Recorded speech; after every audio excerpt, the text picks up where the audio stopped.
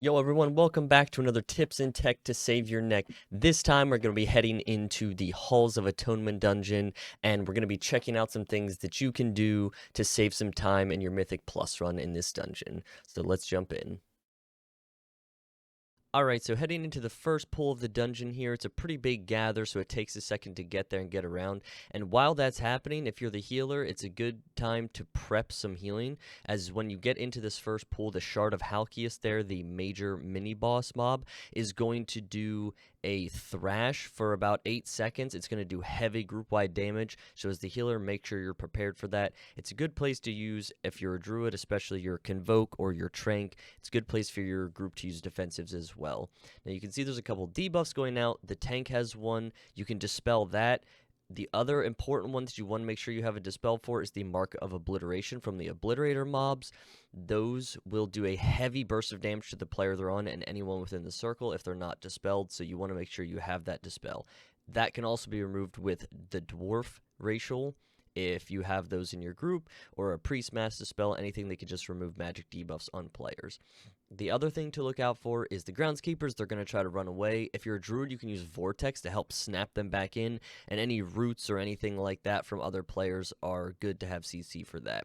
The other mob in this is the Collector. Mostly you can just save your CC to stop that and have your kicks available for the Obliterator mob to stop bolts from killing people. Heading into the second pool now, it's going to be a double Houndmaster, another Obliterator, and some Groundskeepers. So again, with the Groundskeepers, just make sure that you have Vortex or any form of CC or grip from a DK when they get low and start to run away to keep them inside the group. Next, you just want to watch out for the Houndmaster cast. If you let it go off, it will enrage the Gargans, which if it does go off, you can soothe it as a druid, but ideally you just want to make sure that you kick that Loyal Beast cast. As well, the Obliterator is casting Wicked Bolt, so just make sure you're interrupting that as often as you can, as it will get you comboed with the unavoidable damage of the Houndmaster shoot if you don't. The other thing you can see, I just dispelled Mark of Obliteration on myself. Make sure you're keeping up with that. And if you don't have that to dispel, throw any free dispels you have on the tank to dispel his, as it will make him take less damage over the course of this pool. After having just finished the second shard of Halkias pool, we're going into the center portion here in front of the first boss. We're actually going to be pulling those 3 collectors on the left, channeling into him, as if you pull those before you finish all 3 shards, you can actually have them count towards percent for the dungeon, and the collectors are some of the easier mobs in the dungeon, so it's definitely something to think about as an option for pulling for percent in your groups as well.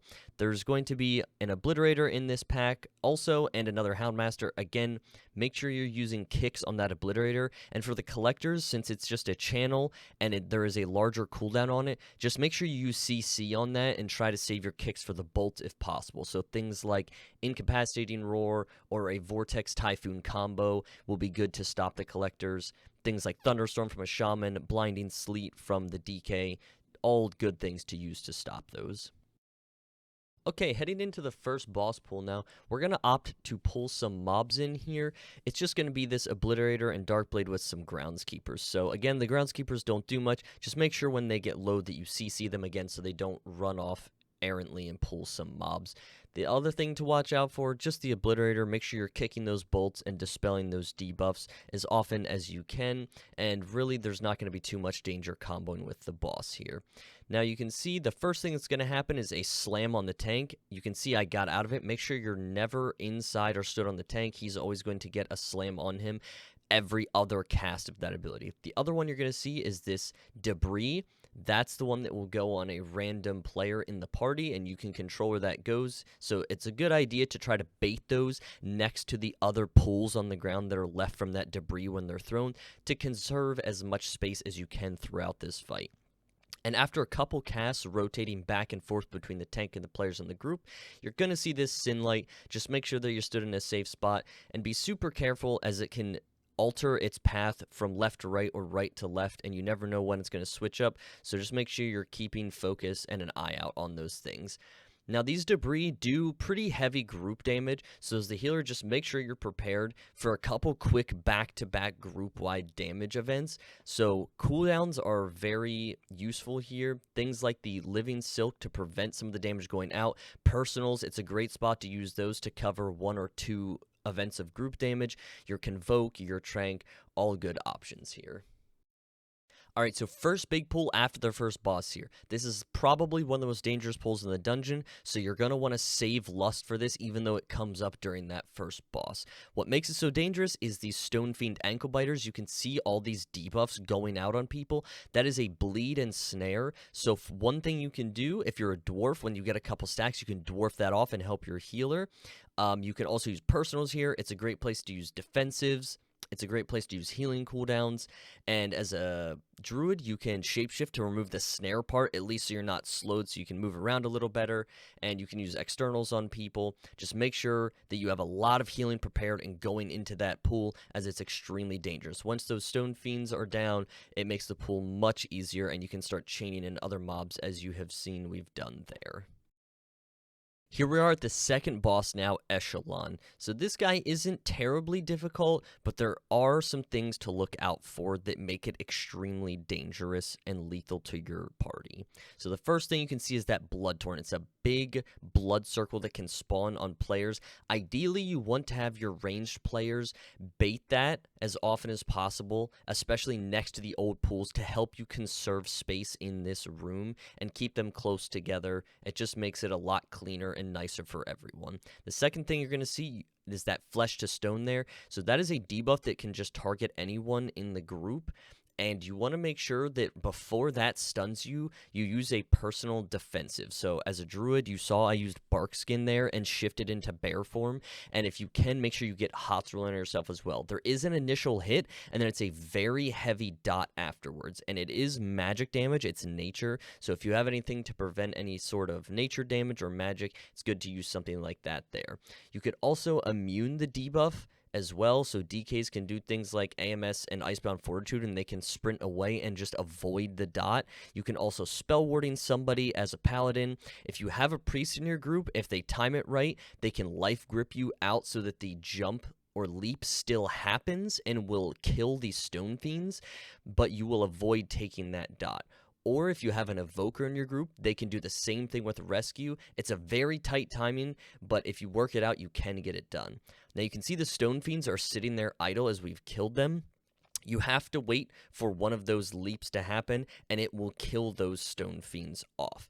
Now, you want to have that happen, as you can see here, as often as possible, because if you don't, you will get a ton of these Stone Fiends out at the same time. And why that's dangerous, you'll see here in just a minute, is these Stone Fiends, when you kill them, will do a burst of damage for each one that dies. And you're going to see us start to lose a bunch of health here in the party. Now, you want to use things like Trank, your Living Silk. It's very heavy damage, and personals are also warranted here. And one thing you want to watch out for is when you're killing those, if it's going to overlap with this leap here, like on that player, if it were to do that, you need to have something extremely defensive to save them, or they will get comboed by the hit and the dot, as well as the explosions for that. Okay, so we're on the first pool after the second boss here. This is another extremely dangerous pool in this dungeon for a couple reasons. One, there are 2 Houndmasters in this pool. Make sure you're still interrupting their Loyal Beast cast, and they're also just going to be continually shooting the whole time they're alive. So there's just going to be constant damage on the group. The other reason this is dangerous is there are 2 Eviscerators in this group. Now, those mobs will have an ability called Hurl Glaive. What that will do is they will throw it on a player, and it will bounce between any other players within a few yards of them. So you can see a couple of us are spread out here, so that if one of us gets targeted, it does not bounce between us, as if you get 2 of them at the same time, it will likely one-shot you, especially as the keys go higher, and if it doesn't, you're likely to get comboed from a shoot with the Houndmaster at the same time. Now, those Eviscerator Hurl Glaive throws are also, you cannot see who is being targeted by them, and they are instant cast, so it's really difficult to really do anything to prevent the damage from going out, aside from just spreading for this pool. Alright, so going into the third boss now, you can see we're going to be pulling this pack beforehand up into the boss arena and comboing it down with him. Now, the only casts we need to worry about are on the Obliterator, as the boss only targets the tank, so you don't have to worry about interrupting that, or at least not during while this pack is alive. So you're still going to have the marks of obliteration from the Obliterator, you're going to have its bolt cast that needs to be kicked, and there's also going to be the collector that you want to CC. Now, while this pack is alive, there's a lot going on. So as you can see, the mark went on me, I dispelled it. However, there's also still the debuffs, the magic ones from the boss that go out on 2 players that you're going to see here in a second, that you need to watch for the dispels on those as well. Now, if you have dwarves in your party, this is a good place for them to use their dwarf racial really early on to help mitigate as much damage going out as possible, as those debuffs do tick for quite a bit of damage on the player. And that can also be comboed with the fact that when these ghosts come out that you're going to see spawn here in a second, for the duration that they are out, they still pulse a heavy amount of damage on the group, so that's something you need to watch out for as the healer. Going into the start of this boss and throughout, make sure you have healing prep for your group, watching those timers for when the ghosts are going to spawn, and there is likely a point or two in this boss, depending on how long it lives, where you may possibly run out of pillars to soak the ghost with, so they could be up for an extra second or two waiting for those to spawn. Now we're into the mini-boss before the last boss. There are a number of things to mention for this pool. It's fairly important and fairly dangerous. So, 1 thing, make sure you're kicking the boss for his bolt cast. 2, this Dark Communion. That will heal him every cast he does of it. You're going to want to have your Lust saved for this pool and use it as soon as that first cast you just saw finishes, because all damage will be relevant. Now, you're going to get a Display of Power. That's a heavy damage buff for the party, but it also does a heavy amount of damage to the party that the healer needs to look out for. Now, if you have a Mortal Strike effect, such as Warrior, Hunter, Demon Hunter, anything like that, make sure you have that, as it will reduce the healing you can see that Dark Communion has done there by a significant amount. Now, the goal is to avoid that second Dark Communion if possible, and save yourself a bunch of time in this dungeon. If not, no worries. You're also going to see these envies. They will spawn circles around them. When they blow up, they will leave that pool of goop on the ground. As you can see, I'm going to make a mistake and stand in that while it's exploding and die. Make sure you avoid that. It was something I didn't notice in time there, and we lost myself and another player because of it. These mobs will also fixate and melee you. It's a great place to use personal cooldowns and healing cooldowns as well. And also you can use any form of CC to keep them off of you. You can use Incap Roar, you can Typhoon, you can Vortex them, you can run away from them. It is a lot of damage. Make sure people are using their own utility and defensives to get through this. Alright, on to the final boss now. You can see a few remnants still left over from the previous pool. If you have those envies targeted on you, just make sure you run them through the boss, as they will get cleaved down. Only a couple things to look out for on this boss here. First, you're going to notice the toss there of the statue with an arrow. Just make sure you get out of the way. When it lands, you're going to see some damage go out of the group, nothing to worry about. Also, every once in a while, he'll do that erupting thing. Just make sure you get out of the statues and the circles, and there's no worries. And then he's going to do one more mechanic, Unleash Suffering. Just don't stand in it. Again, pretty simple. The important part of this fight will be coming up here at 70%, and he will do it a second time at 40%. And it's called Door of Shadows. He will pull all his statues in around him, and he will launch them outward. When he does and they land, you're going to see a large burst of damage on the group. And you can see our hunter didn't quite hit a personal defensive in time, and it one-shot him. So again, you need to make sure, as anyone in the group, you are using a personal defensive there when those are about to go out, to make sure you keep yourself alive through that.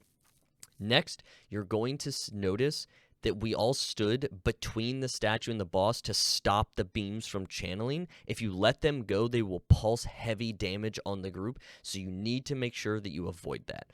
Now, during that pulses, or during the channels rather that you're interrupting, people will be taking damage from soaking them. So make sure that you have healing cooldowns and a lot of healing prepared to keep those people alive, or any externals or things like that. Now, there is a little bit of tech to a certain degree that you can do. If you're the tank, you can stand under the boss in certain positions where you're able to soak typically up to 2 of the beams at a time, and just make it so that people that are a bit squishier don't have to soak them. It just makes it a little easier on the healer, but otherwise there's not much you can do. Use personals, stand in the beams, and you'll get through it. Yo everyone, thanks for hanging out to the end of another tips and tech to save your neck. I'll be coming out with more of these in the future for other dungeons, so stay tuned for those. I'll see you in the next one.